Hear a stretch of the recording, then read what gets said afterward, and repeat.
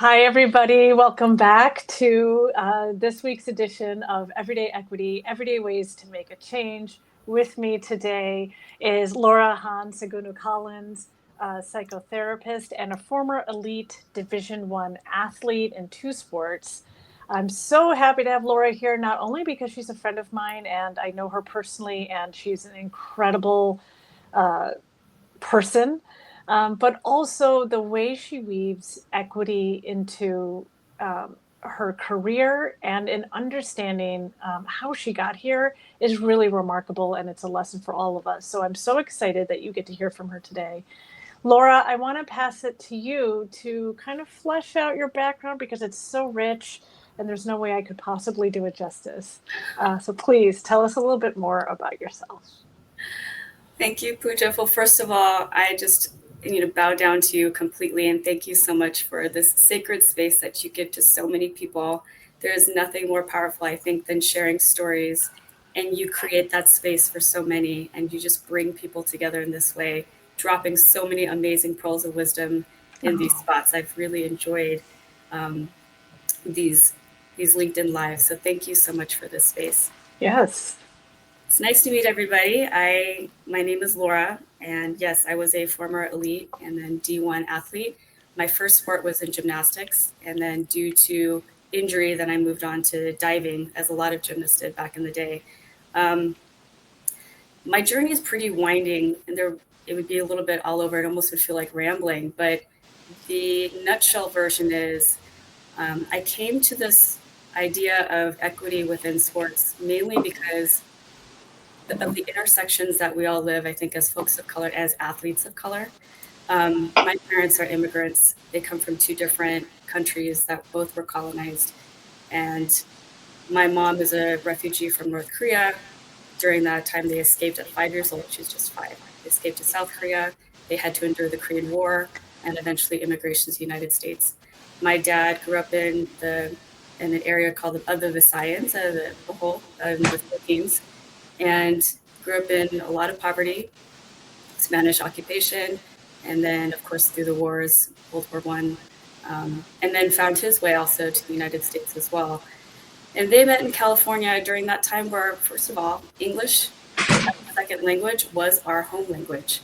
And that just all these things, when I look back at that time, being a child of immigrants, being a woman of color, and navigating so many spaces that really, it's not a country that's built for us, to be frank. So Yeah. at the time, I thought there was always something wrong with me. I always felt like I didn't belong or didn't fit in, even though our family was pretty tight. But on the outside, just always trying to find a way to fit in. But I was an extremely obedient and pretty talented athletically person. So putting that kind of person into sports just produces a very, very obedient and pretty talented athlete. So as a gymnast, as a young kid, I rose up pretty quickly through the ranks. I ended up in Houston, Texas. The type of coaching at the time in the 80s and early 90s was pretty abusive. They would call it harsh coaching. By today's standards, I think we would call it differently. And through just really overtraining, 46 hours in a gym at only 10 years old, and my story is not rare by any means. That's pretty common at the time. Ultimately led to injuries that to date I still have and I still suffer from. By 12, I had to retire from gymnastics because of overtraining and injuries due to that. And then, as a lot of gymnasts did, I went into diving, not because I wanted to, but because that seemed to be the thing you did. And being a very obedient person, that's what I did. During my years in diving, though I had amazing coaches and amazing teammates, the recognition looking back, I probably did not want to do the sport, but I did it out of obedience, I think, and that especially coming out of gymnastics, when you're training for the Olympics, the mindset is that, if you don't make it, that you didn't want it enough, that, Yeah. maybe you weren't talented enough. And those are all just like, those are false ideologies that are given to us. So I just really felt like I don't have a say in being able to make this decision of whether or not I really wanted to do it. It did pay my school. I'm so grateful for that. I have really great memories from diving as well. But in diving is where I met, the change of body, I think, and becoming a woman, having a woman of color body. And having this kind of a body in a world where it's a very small, tends to be a little bit, a bit of a white sport. I also, that continued feeling of not really feeling like I fit in, feeling I belong. I really struggled with that throughout the years. What really happened for me to get out of it, my journey through mental health, was to get out of sports and to be able to be with people who were former athletes or whatever, just life. And a big one is getting to move to Bolivia, where I lived there for a couple of years, was able to see myself through the lens of other people and vice versa. Um, the gift of travel, the gift of different experiences, the gift of stories and storytelling, sharing sort of, I like to say, sitting around the fire and sharing stories was really powerful for me, that I ended up finding my way to becoming a therapist. Didn't have any intention of being that in my head. I always thought I'm going to be like a tree hugger, or, I want to be an astronaut or something, but it really made my way to this space. And the final piece, coming full circle, is that when my children became the ages that I was when I experienced a lot of trauma, was the first time in my life that I used the word abuse. And that was actually a really impactful and really important moment. It caused a ripple effect of being able to reach out to former teammates and my family. And in sharing our stories, we have started to sort of Tetris and put these puzzle pieces together. It also happened to be during the time of Me Too, of the social justice movements taking really big effect in the 2020 and on, COVID, experiencing racism during COVID, the murder of George Floyd and Breonna Taylor, and all these things that were just so impactful to the world at the time came all together in that moment when I looked at my son and I thought, if he had a coach the way that I had that coach, as a parent, that would be the end of that relationship with that coach. In a very public way, I would be advocating. And so what has kind of come from that 5 years later has become basically a career in supporting athletes, coaches, athletic programs, guardians, parents in their journey into sort of trauma-informed sports. I think in the past we've tried to this idea of dismantling the iceberg of traditional athlete mentality, grin and bear it, kill them, kind of that warfare mentality. And I am part of an ever-growing, ever wonderfully expansive community that is about building an iceberg of love and care and support, a whole person perspective, a much more trauma-informed, compassionate focus. So I've said a lot, but that's where I'm at today. Yeah, Laura, it's like I'm getting a little misty-eyed because you've brought up so many things. I'm just trying to take notes because there are three things that feel so meaningful to me. I need a Kleenex. First is, situating our audience and me personally with where both of your parents come from, I think is so informative and important to understanding our own lives. And just the little snippet, and maybe you gave us like what is very salient, and was informative for your upbringing. And I know it's certainly, you didn't give us your parents' whole life stories, obviously, but like to invoke where they come from, I think is so important to understand how we have situated ourselves in this present day, and it is extremely relevant. And I just thank you for modeling that, because where we are today is a direct relationship to where our parents come from and their parents. And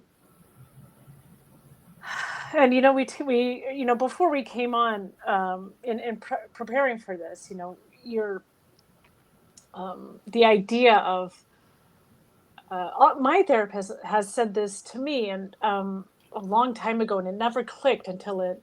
Sometimes you hear something 100,000 times, and then 100,001, you're like, oh, I understand it now. When you looked at your son and his broken arm, and you were like, how will I advocate for you in a way that I needed advocating, is so powerful. And often, like, we are so harsh on ourselves. And then my therapist says, well, how would you talk to your daughter if she was in this situation? And all of this compassion comes out. Oh, well, she's a kid. Of course I would give her like everything to get through this. And then when you kind of reflect that back to you, and you are your own parent now, parenting the child inside of you, it's like, it's very moving the way you described it. Very, Said. really, really powerful, and such an important reminder, I think, for all of us. I want to, well, we have one comment that's actually like, will kind of break up my emotions here. Justine Wenzel-Chang is saying, haha, tree hugger or astronaut. I love those. It's like, oh, I just thought I'd be a tree hugger or an astronaut. Your story is so powerful, Laura, and also relatable in many ways, even for non-athletes, which is so true, because I'm not an athlete whatsoever in that way. And it is very powerful to me, and especially for other children of immigrants. Can you, the third thing that you were talking about is like your trauma-informed understanding. So for those who may not have heard that phrase, what trauma-informed, and then noun, trauma-informed therapy, trauma-informed advocacy, trauma-informed whatever it might be, can you explain what that is and why it's necessary? Yes, thank you for that. And thank you, Justine. So trauma, as I'm not sure if people know this, just the history of even the diagnosis of PTSD really stems from the breakthroughs in medicine research once the Vietnam veterans came home. So we really, thank you researchers, thank you scientists. We know the power of research and taking time to really study populations. But they took a look at the Vietnam veterans, and they were noticing all their symptoms and taking from previous, maybe less of studies and more of like records of like how veterans came home from World War I, World War II, and how that impacted families. And so with that, what was called shell shock back in the day became the diagnosis of post-traumatic stress syndrome or post-traumatic stress disorder. And that has had its own evolution. The study of trauma and its impact has been really, really powerful. We also look to the ACEs studies, the adverse childhood experience. There's different categories of that. And basically the idea is that the more sort of adverse experiences that one can have at an earlier age, the traumas, so to speak, can directly impact how long we even live. We think about chronic disease, we think about chronic mental health. And those kinds of things, we are seeing now the absolute impact of trauma. We're looking at generational trauma, the impact of, say, survivors of the Holocaust that gets passed down through the ages to grandchildren. For us as immigrants, for my mom, being a North Korean refugee, my grandparents, what they went through to try to escape communism and try to live a life of freedom, essentially, and how that was passed down over the ages. So we can see this impact of trauma in a really, really salient way today. From that comes the idea of trauma-informed care, which has a few tenets. One of which is the more that we can expand our knowledge and understanding of trauma, what it is, how it presents itself, how it manifests, how it impacts our communities, the more knowledge we have of that, we have a choice. We have our own empowerment of what we can do about it. And one is that we want to try our best to not re-traumatize people. We want everybody to feel like they're safe. I mean, there's an incredible stat, Pooja, which is like, basically, when you walk down the street, over 60% of adults walking down the street has one identified experience of trauma in their life. And that's one that they can identify and say out loud. That's over 60%. So think about when you walk down the street and you see 10 people, 6 of those people have experienced some kind of traumatic impact in their lives that may or may not be impacting them to date as they will. Because not everybody is going to have like symptoms of PTSD later on in life. That it all depends. Everybody is unique. Everybody responds to trauma in different ways. None of it's wrong. It's all people's unique experiences and their own healing journeys. So trauma-informed care is that not only is one person or the client or our patient feel safe, it is that everybody gets a chance to be able to feel safe. So providers, you and me, anybody who's listening right now, that we are all being mindful that we are human.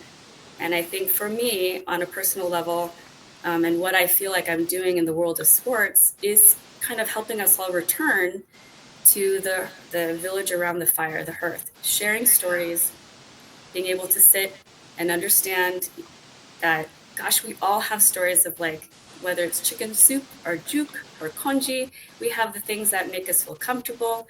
We all have experiences that are these kind of like really intensive stories that we've had to come through, all of us. And when we share these stories, we recognize, like, gosh, we're really human. And when we can see each other as human and we just have that consideration and care for one another, my goodness, then we have the chance to actually care for one another as a community that we've probably all been waiting for all this time. Mm, yeah. Justine it has another comment here that is really on point on understanding our own trauma and while being a parent. She says, parenting yourself while parenting our children. That itself is its own deep thought. Parenting yourself while parenting our children is both a gift and probably one of the greatest challenges. At least for me, no one tells you how much trauma resurfaces as a parent. Oh my Mm. gosh, so true. Even after you've done so much work to heal.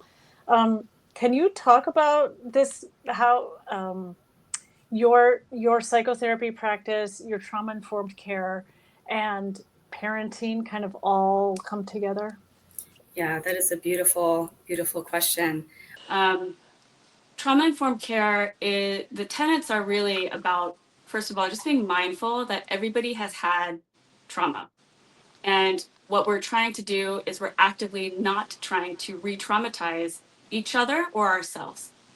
And how we do that are things like learning about trauma, understanding what it means, getting definitions, like building our knowledge about it to begin with. Second of all, is creating a sense of safety and security as best as we can. Life can go out of our control. There's a lot of elements that we have no control over, but with what we can do, we try our best to create that sense. Um, and therefore, not to try not to re-traumatize others, and also be aware of when we are maybe being re-traumatized ourselves. So it's empowerment, it's choice, it's being able to be empathetic and being aware. And then whatever people decide, that we give them space to do so. So if I'm in a space where I know that I'm getting re-triggered and I need to step away, I'm not going to be punished for stepping away if I need to take care of myself, and vice versa.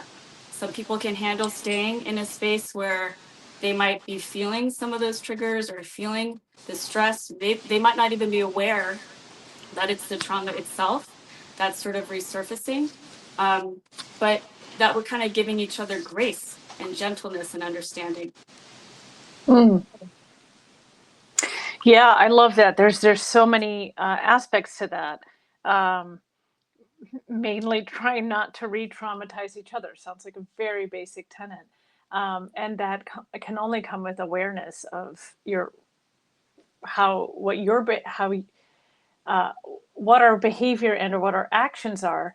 Um, but uh, how do you reconcile like how we are perceived by others versus what we our intention of our behavior or our actions? So we might have the intention of just like moving the conversation forward, but to somebody else, that might contain a trigger or um, show a lack of awareness of another person's situation, and of course, vice versa. So someone can say something to me, and that it might trigger something. So how do we reconcile that these interactions or you know ways we inadvertently step on each other? Yeah, that's a really great question. It's actually part of the workshops that I do. There's a whole section. We could talk about this for ages.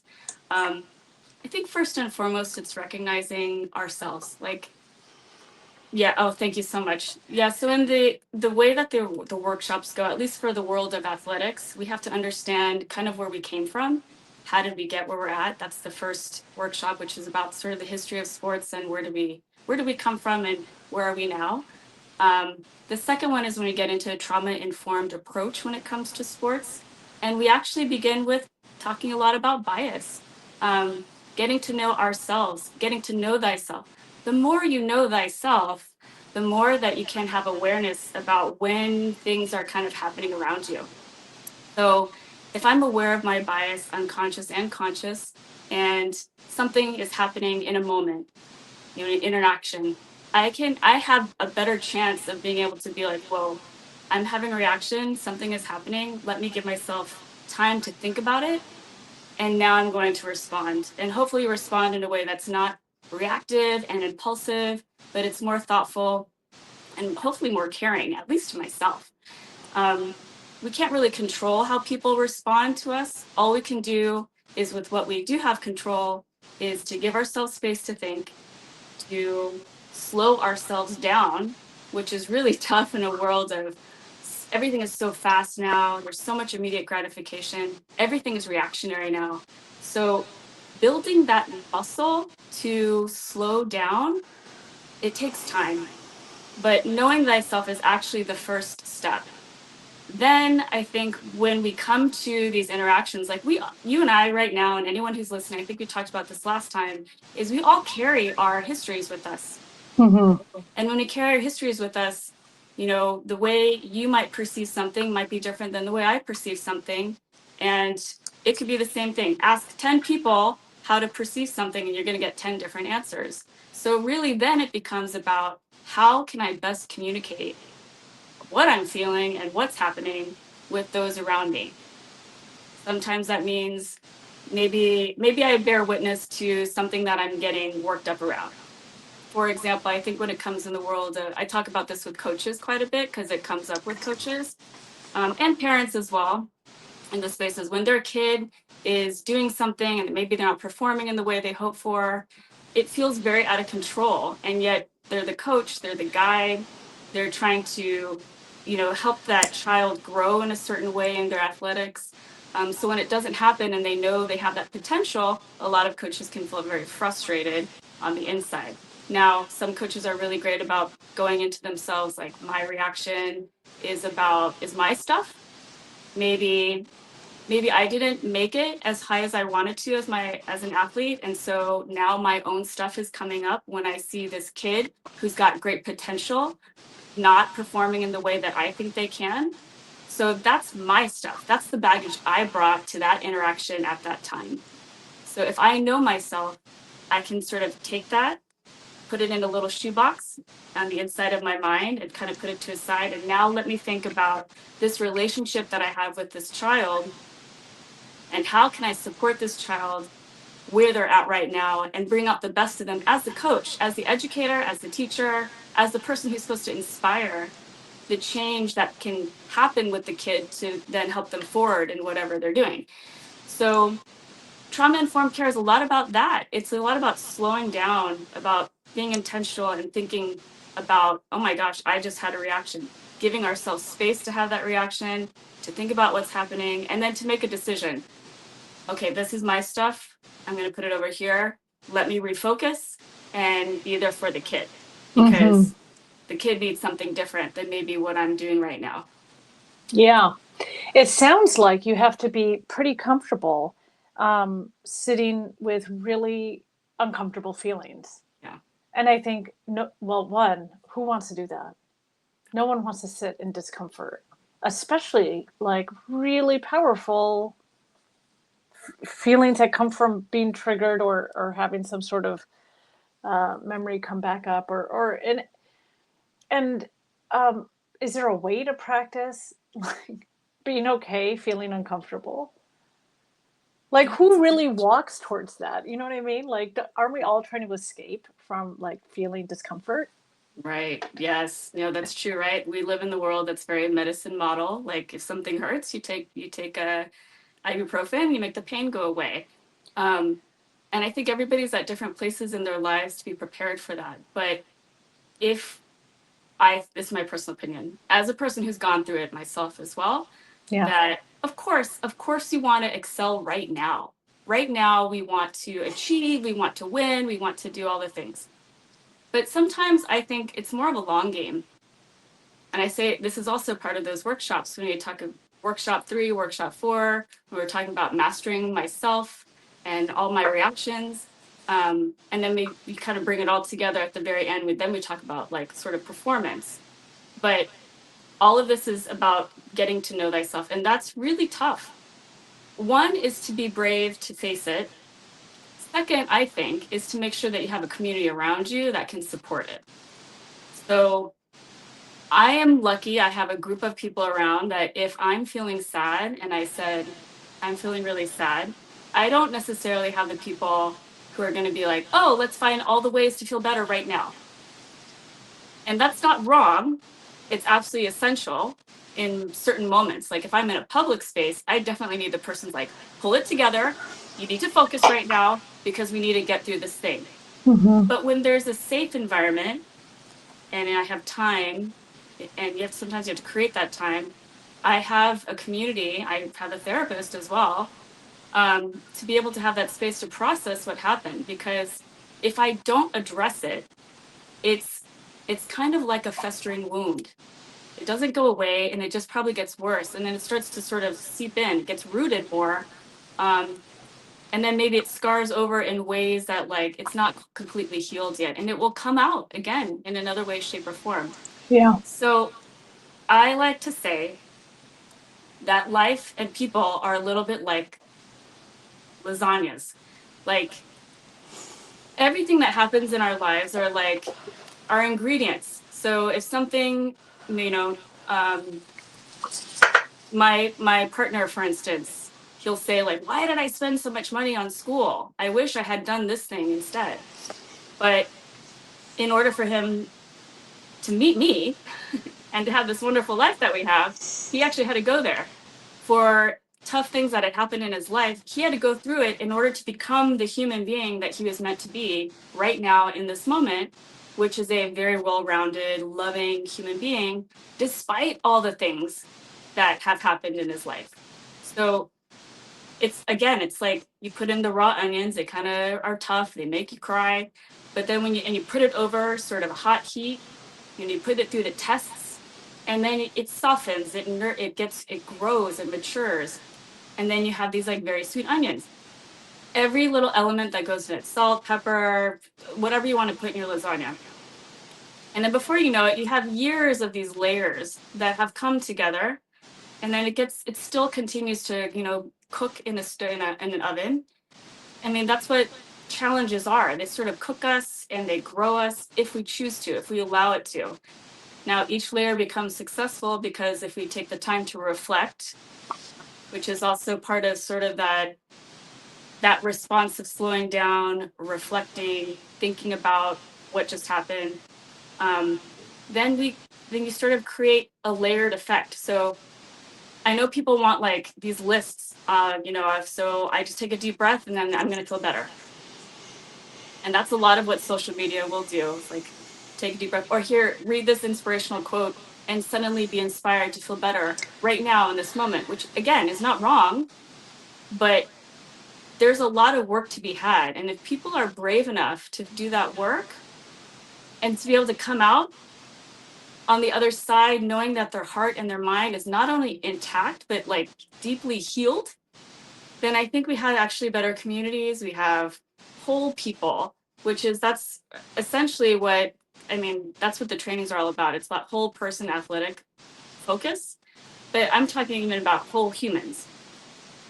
So being able to come at the end of our lives and be at peace, I think is at the end of the day what everybody is striving for.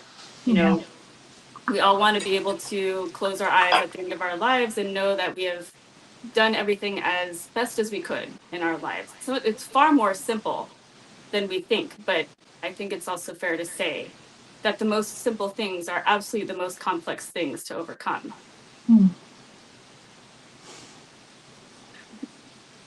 There's some.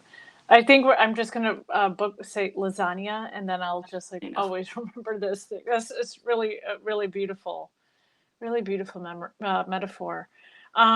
I want to not only show this again because you take people through these 4 workshops where coaches and athletes to really and leaders to help them understand how to have a trauma informed approach to not only coaching but just to be self aware and as humans. I also want to talk about this. Hahn-Segundo, where does the name come from? I mean, I know, but can you let the audience know everything about it and where to find the podcast? Oh, thanks, Pooja. Hahn-Segundo is a collaboration with my cousin and best friend, Joy Han Silva Malora. As you can hear, the word Han is in our names, and that is on our mom's side of our family. My mom's side of the family, like I shared last time, they're from North Korea. They are refugees from North Korea. They escaped to South Korea when the 30th parallel went down, survived the Korean War and immigration and communism.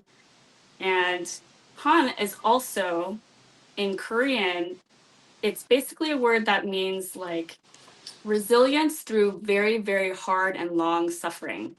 It is something that is culturally something that Koreans are very proud of. Korean Americans have really taken it on to remind ourselves like we are all in this together. So we have been blessed to have this as our last name as well. Hahn-Segundo came about when Joy and I were just coming, mid 40s and starting to reflect on our lives. And we would kind of joke and say like, sounds like a podcast. And I was not a podcast person prior to this, except for the Steam Room, which I'm a huge fan of. But Joy was really a part of it. And she's sharing all these like wonderful things that she'd been learning. And we kept joking like, this must be a podcast. And then we decided like, why not? Why don't we share our story? We had never heard each other's story. So we thought, what better way to share each other's stories than to listen to them for the first time and share them with everyone? And maybe we'll ask our siblings and the people who were involved in that time when we were both in gymnastics back in late 80s, early 90s, what that would be like. And it was frightening. It was scary, so scary, because we had to face all of the trauma and the people that were persecutory in that trauma. Just by naming them made it really scary in and of itself. And then thinking about what would happen if we say these things out loud. How are people going to respond to us? And we did it. And I have to also credit my partner Nathan, because he said, I think you should share your story. Your story is amazing and it's really tough. And even he, after I shared my story, was like, I cannot believe you didn't tell me these things. There was one episode that he was like, he came home and he was in tears and he's like, how did you not tell me this? And I was like, I don't know. I think we were silenced. We were trained to be silenced. Like the world of gymnastics at the time was very much like training soldiers. And you just quiet, you just held it together. You thought it was your fault. You felt like a failure.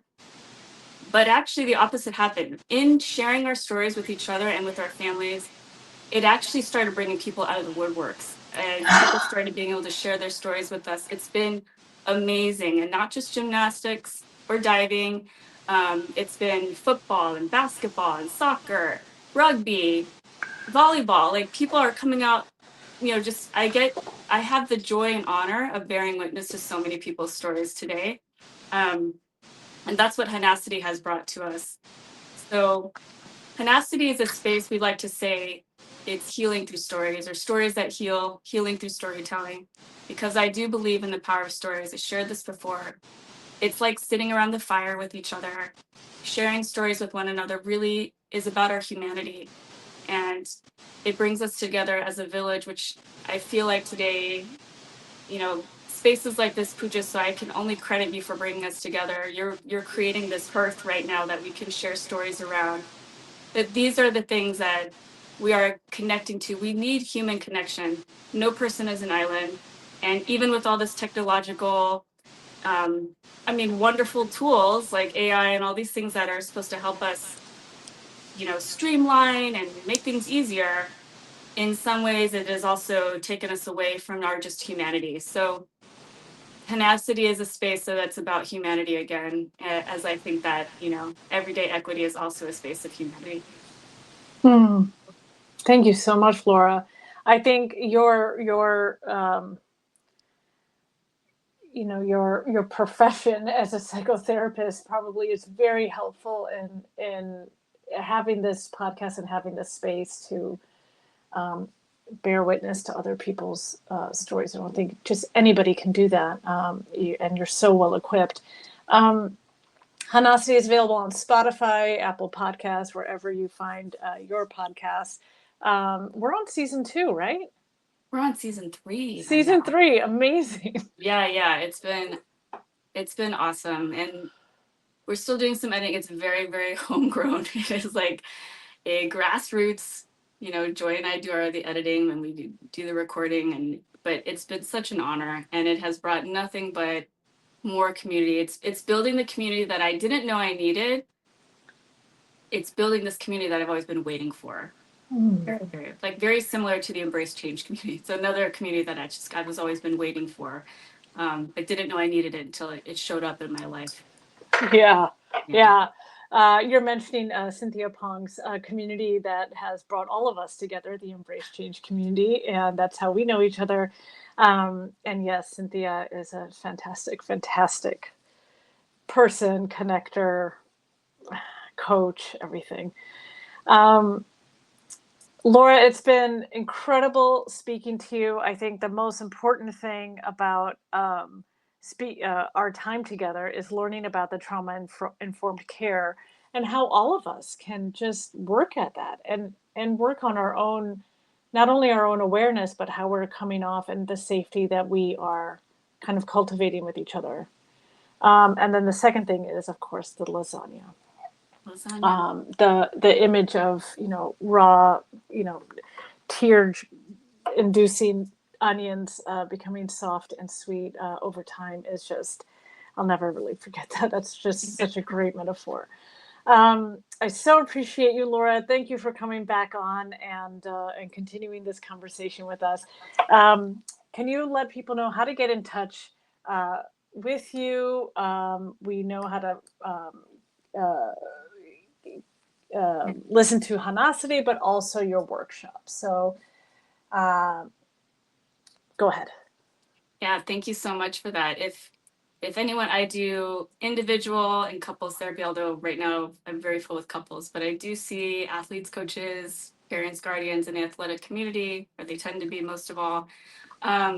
If you're in the tri-state area, like Connecticut, New Jersey, New York, I could do therapy. Outside, I tend to do more coaching, and that seems to be a short stint. So that is, any of this information can be found at my website at lcollinslcsw.com.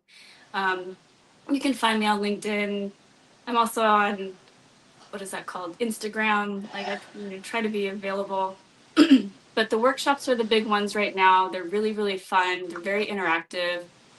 They're 4 2-hour workshops, and they can be presented to teams and agencies and companies as well. It's not just about one kind of audience, but they are sort of shifted and moved to be able to support the needs of whoever is in need of it. Whoever is interested in bringing that trauma-informed approach to their spaces, do feel free to reach out to me. I'm happy to support you all in that shift. Amazing. Thank you for all the work that you do. And everybody, we will see you next time on Everyday Equity with another fun guest. And we're looking forward to seeing you then. Thank you again, Laura. Take care. Thank you so much. Bye.